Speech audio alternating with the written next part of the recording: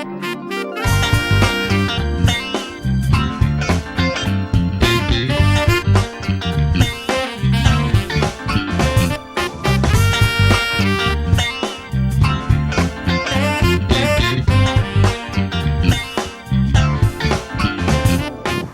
I'm Joyce Woodworth. Welcome to the Spirit of Winona. The Winona Public Library was given to Winona by William Laird in 1899. In 1921, the Children's Department was opened, and since that time, Story Hour has been a big part of the Winona Public Library. To me, it seems like just yesterday I couldn't wait till school got out so I could get to the library and check out the latest Nancy Drew mystery.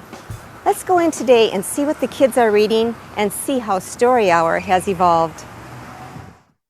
The Children's Department is reached through the current main entrance on the side of the building.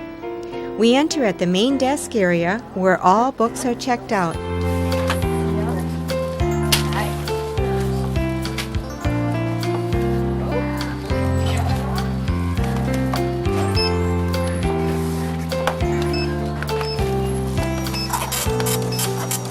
To the right is the entrance to the children's section. Here we can see the children's area is not just a place to read books anymore. A list of activities for the month is posted at the door. As we enter the room that Winona's children have been entering since 1921, we see by the names on the wall that there is a summertime reading incentive program going on. Hi there. Hi, can I help you? Oh, yes, of course. Can you tell me about the reading incentive program that's going on this summer? I'd be glad to help you. When the children sign up, we start with a packet like this. They get a red slip, and for every 15 minutes that they read, they get to color this in or mark it off in some way that they choose to do. They also get a bookmark. This is one of the initial prizes. They have completed this card, they can bring it back to the library, and they get to the second level. Then on the second level, they get some additional prizes. They get another bookmark. They get a free ice cream cone from McDonald's, and they get a little toy here. Then they go to the third level. On the third level, they get a free button that says Wolfing Down Books, which is the theme of our program, and they get a free hamburger from Hardee's. And these are all different sponsors that have given us prizes. And they also get some kind of an animal nose. On the fourth level, they get either a snake or a bracelet. On the fifth and final level, they get free game tokens from the machine shed, and they get a free personal pan pizza from Pizza Hut. They get a certificate that they have completed the program, and this is one of the other prizes then. This really encourages the kids to keep on reading, doesn't it? Right, it does. It's just a way kind of encourage them to read, to make it a little bit more fun. Because most kids like to read anyway, but it makes it a lot more exciting when you get a prize for it. Sure. What's it like working with the kids? Oh, I love it. It's great. I mean, kids are so original and so spontaneous that it's just wonderful to work with them. We all know gentleness is the necessary ingredient in working with and teaching children, especially for a mother. It's a surprise when Muffy threw open the door. Hi, Arthur. I came to pick up my presents, said Muffy. What are they doing? What are they going to do when she comes in the door? The children's librarian and assistants also have to have this quality to encourage a child to learn the love of reading. I like these movies too.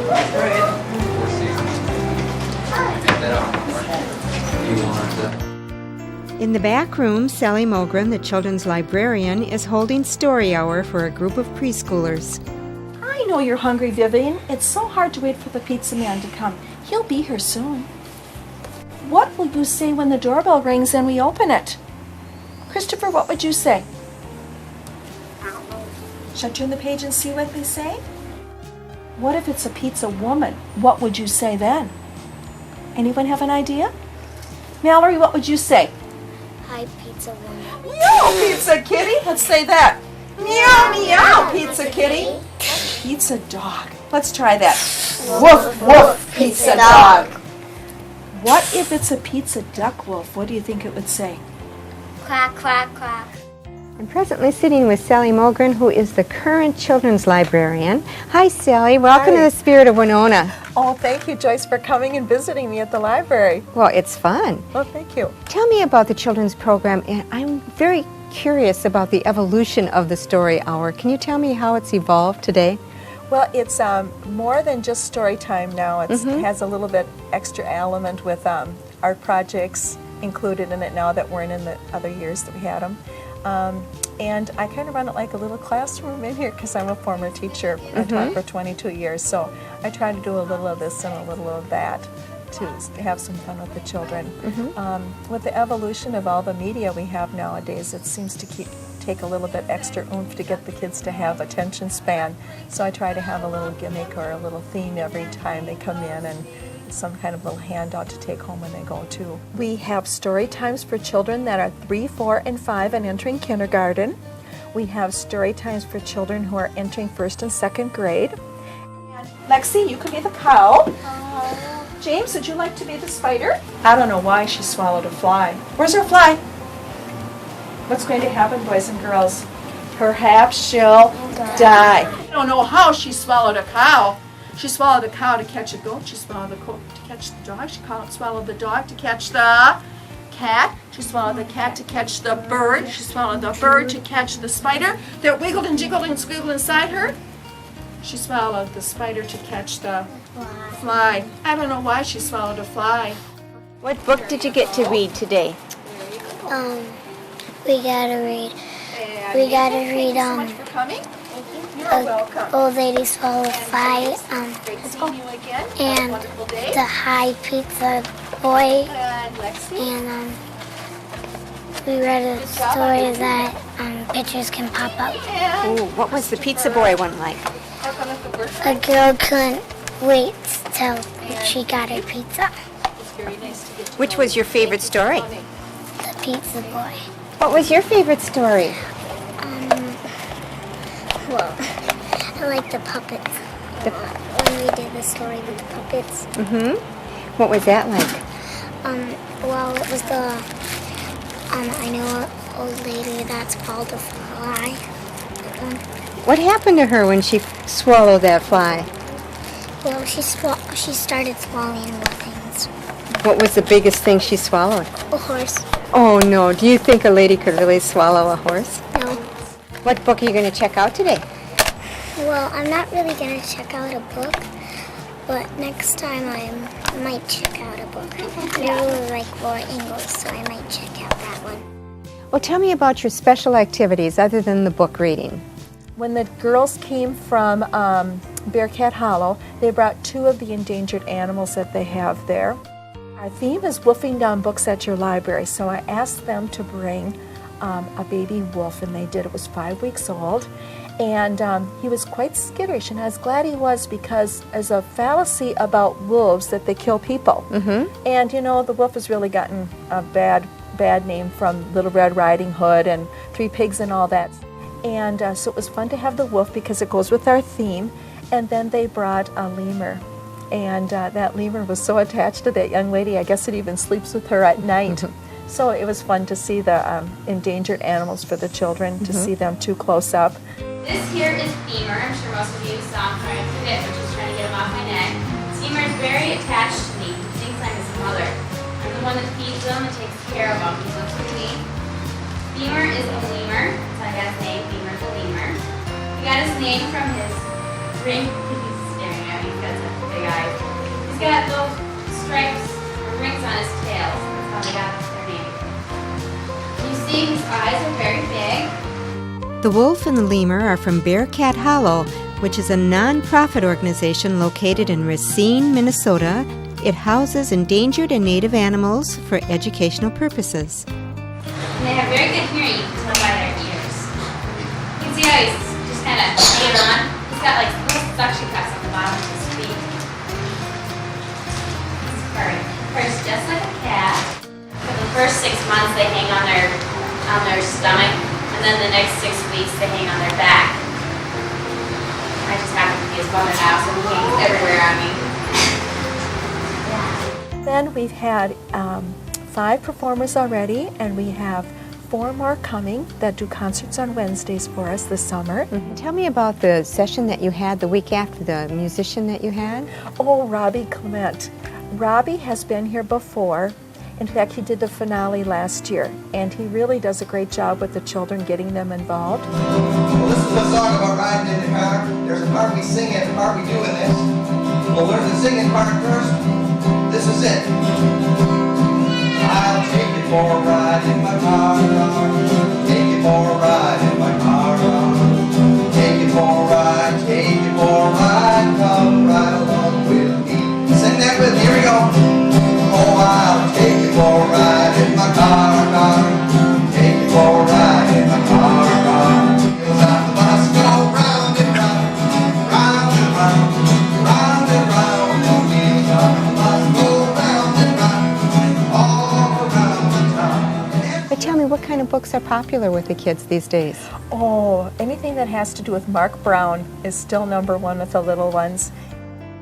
So Sally, these are some of your more popular books here? Oh, yes, good old Mark Brown. You know, Arthur and DW and are very popular. Arthur is a aardvark. And 25 years ago, Mark Brown started the stories as a bedtime story to his son, Talon. And his stories basically are problems that children have. Arthur's books are about problems that a 2nd grader would have. How do you feel if you're the only child in the class that's never lost a tooth and everybody else lost theirs in kindergarten? What do you do with a sister who is a know-it-all and you're going to go talk to the president and you forget your speech? How's your sister going to help you out? How do you handle being on a vacation? How do you handle having a classroom bully around? And they're very timely. And then what's nice, besides having the picture book, now he has chapter books that are for children that are like the end of 2nd grade, beginning of 3rd grade to read. Sounds like it's wonderfully helpful to the Yes, kids. And I see something here about divorce too. Yes, he is divorced from his first wife, and he and his 2nd wife have written a book on different attitudes of how families deal with divorce. The fun thing about Mark Brown books is he has all 3 of his children's names hidden in the pictures. So the kids like to go on a scavenger hunt and look for Talon's name, Tucker's name, and Eliza's name. Here's his daughter Eliza right here. And then he also puts names in of people who are really special in his life too. And I don't know what they mean, but he does, and that's what's been fun too. But the Kind of like a Where's Waldo? Yes, Great. Are Where's Waldo books still popular? Oh, they're never here. They're always checked out. In fact, I had to order another whole set. They are just so popular. What are the more popular ones for, say, 12-year-olds? Oh, let's go over there. Okay. I'll show you. This is the first place they all stop. This is our new book section. For the first 6 months of the life of a book, it's here. It's junior fiction and junior nonfiction over there. These Left Behind series, I've got the whole set of those now. Is it sort of a mystery book? It's a science fiction. And then here are the Everworlds, and these, they really like these too. I'm not brave enough to read those myself. And why is that? They look kind of scary. Oh, okay. These are real popular too, these Mandy's. One little girl that comes in here every night after school asks me to order more and more of the Mandy's. And for those who really like Harry Potter, we now have 2 of Harry's textbooks. This is the Quidditch Through the Ages. Okay. And Fantastic Beasts to Find and Where to Find Them. And she wrote these as a fundraiser for a needy organization. So it's kind of nice to have our little fix of that. But here is the #1 popular one still today, Harry Potter and the Sorcerer's Stone and the other 3 books. And we're amazed. How many do you have of those? We have about 5 copies of each one, and amazingly we have one on the shelf today. Here's another one that's real popular, Holes. And what's nice about it, this book has a book on tape. So if a child has difficulty reading a book of this length, they could listen to it on the tape and follow along. Oh, great. So a lot of classroom teachers are coming and getting these kind of books, and then getting the tapes so that the children who have difficulty keeping up with the rest of the class can still feel included. Right here we have our books on tape by cassette and also by CD. And Joyce, these are really popular this time of the year because people are going on trips and they listen to literature in the car. One of the favorite ones right now is Richard Peck. Has a delightful story, and he is our Newbery Award this past year. It's called A Year Down Yonder, and it's about a grandma and her adventures with her granddaughter in a small town in Illinois. And it's just really been very, very popular. Do they generally have one CD in them? There's usually more because it's an entire book. It's usually like 4 to 5 hours for the larger books, and the smaller ones could be like an hour. Another wonderful feature is having the CDs and the cassettes of children's music. You know, children have these beautiful boom boxes at home, and it gets to be so expensive to go out and buy something all the time for the kids' entertainment. So what's nice is these are a lot of the cassettes that they maybe have heard in their classrooms, or they're popular artists who have come here for concerts that give us sometimes their CD or we'll buy it. Sally, I understand you have videos as well. Yes, and there's no fee for them, so it's nice. It's something that's available to every family in Winona, and you can have them for 2 days, which is a very nice thing too. So if they don't get done one day, they get done another. And what we do in this section, these videos are for children. They are not anything that's PG or any of the other ratings. They are general for children. Looks like you have a wonderful selection. Yes, we do, and our videos are very, very popular, so I try to have fiction and nonfiction so that we can kind of make everyone happy with the selections that are available. And then we also have DVDs, Joyce. Okay. And a wonderful Disney section, Dr. Seuss section, Sesame Street, and a Barney section too. Wonderful. And we have some series like the Zuffa Luma or something like that, however you say it. That series is so popular we can't even keep those on the shelf. And I'm really excited about the James Preller series called Jigsaw Jones. And there's a new series called The Pet Sitters out right now. And then with the evolution of Harry Potter, there's getting to be really a lot of books that are kind of like his theme. Dr. Seuss is still popular. Sesame Street. A lot of the people are coming back to doing the reading that was popular when they were children and reliving their childhoods through their children's eyes. Sure. So we have like the story of Ping, Nate the Great. Those kind of books are all still really popular too. Now, from my era, Nancy Drew and the Hardy Boys were the popular books. Are they still popular? I'm sorry to say not as popular as when we were that age. But the kids still like the mystery element. There seems to be people still checking them out. They're still here, and we have the Boxcar Children that were real popular with our kids when they were that age. So we still have those good old favorites still here. Even Raggedy Ann and Andy are here. And one of the real old books is still here. Tell me about the joy that you get working with the children. Well, you know, Joyce, the most fun is when these 3-year-olds come in and they go, "Where is she? Where is Sally?" And because I'm so short, many times they can't find me. So it's kind of like a scavenger hunt finding me around the library. And they just are, there's such an innocence about them and a vitality that it just makes work so much fun. We're working on manners a lot, and they'll come up and they'll go, "Please and thank you," all in one breath, and don't realize that they're only supposed to say one at a time. And they come in here, and when we shut that door, we just have a magical time in here together. Just to have that, a time to emit to the children the zest of life and the fun that you can have in life that I like to have to them, and that it's through the joy of reading, has really been a wonderful experience. And what I really like is a lot of my former students come, and their parents now, or their children who are teenage, and they'll come in and they get such a kick that they can call me by my first name, because in school I was Mrs. Mogren.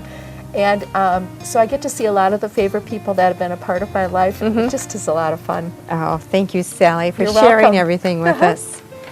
And thank you for joining me today at the Winona Public Library, which has a place for children not only to read books, but for many other special activities, including Sally Mogren, the librarian. Thank you for joining me. Till next week, enjoy the Spirit of Winona.